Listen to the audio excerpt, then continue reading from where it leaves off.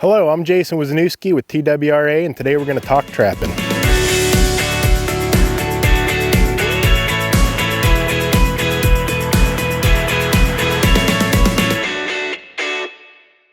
So today we're going to work on putting in a set here. This is a location that we picked that we found sign. You always want to set on sign. That's going to maximize your probability of making a catch. And here we have coyote tracks that are going to and from here. So this is a little spot where the wood line or brush comes down right close to the road. So I like to set right where those tracks are. So we have tracks that are literally running right here.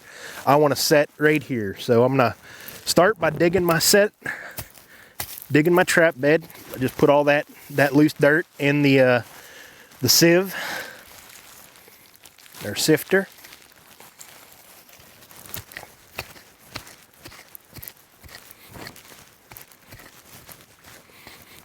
And I just have a digging tool on the back of this hammer that helps me dig.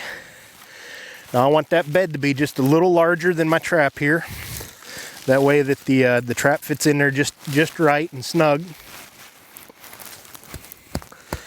Punch out a little area for my trap levers. That audible click was my night latch on my trap. And need to just make that a little bigger. And sometimes I just pound down the dirt there. Put a little peat moss in the bottom to keep the trap from freezing down, because we are in February now, which is a great time to be trapping. Actually right now we're kind of in the peak of the coyote breeding season, so they tend to run in pairs because they're trying to mate. I take my disposable stake,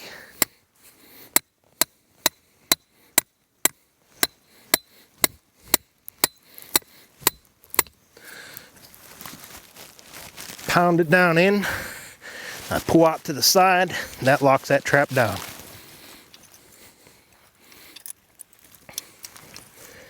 And I want to just make a little room for this spring to set down.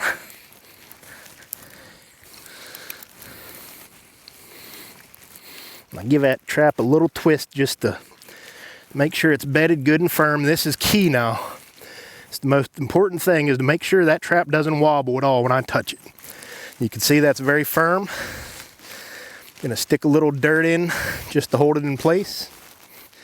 I want it to be just below the ground level, where that trap pan's gonna be level with the ground.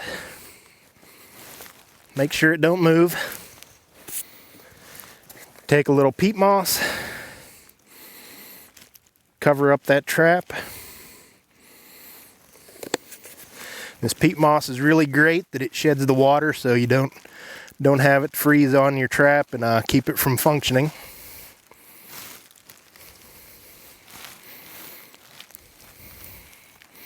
Find your pan here.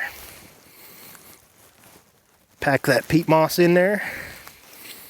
And then I'm going to take my dirt,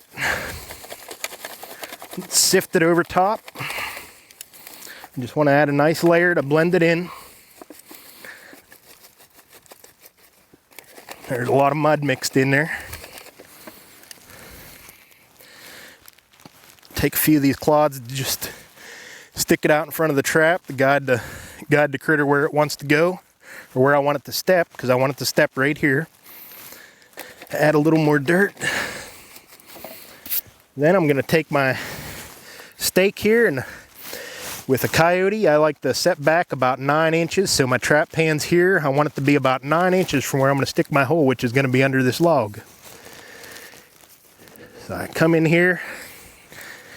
I like to just ream out a little hole. You can use an auger to make an actual hole, or use a number of different things that they sell out there commercially.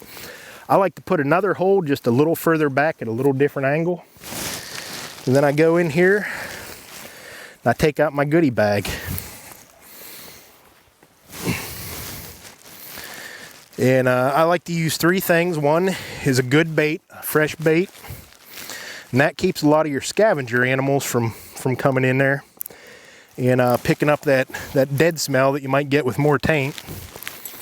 Take a fork out a good little bit. I'm going to stick it back in there.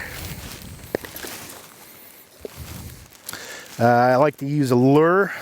It actually has a little bit of a skunky smell to it that gives it a little more power on these cold nights. You don't need a whole lot of this. It's very powerful, and the more you have, the more likely it is for that animal to roll. So I like to stick it back in there. And I'm gonna take a shot of bobcat urine here as my final ingredient that I'm gonna throw on the set. And I'm just gonna squirt it up here on top. And a few little dripped off to the side.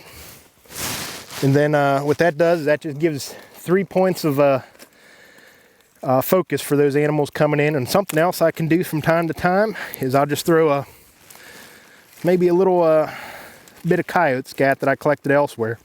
And that's really great for the territorial time and the breeding time, because they smell something else has been in their area and they get really aggressive.